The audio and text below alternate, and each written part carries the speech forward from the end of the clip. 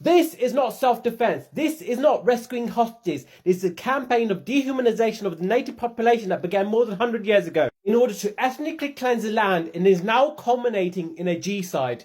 When I was younger, I thought the issue of Palestine was very complicated, but then I studied it, then I read into it, and I realized it's actually very simple. I learned how in 1914, Zionist leader Moshe Smolansky called the Palestinians a semi-savage people. I learned how in 1919, the World Zionist Organization claimed the whole land of historic Palestine for their own. And there was never the consideration of the self-determination of the people already living on the land.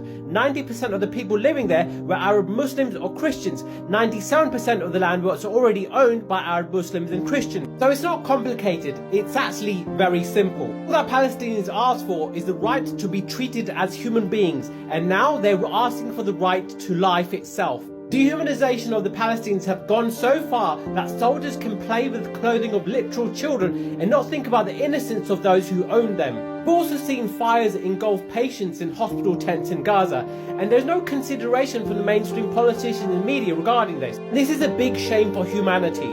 Our politicians and our media turn the other way and humanize only the perpetrator.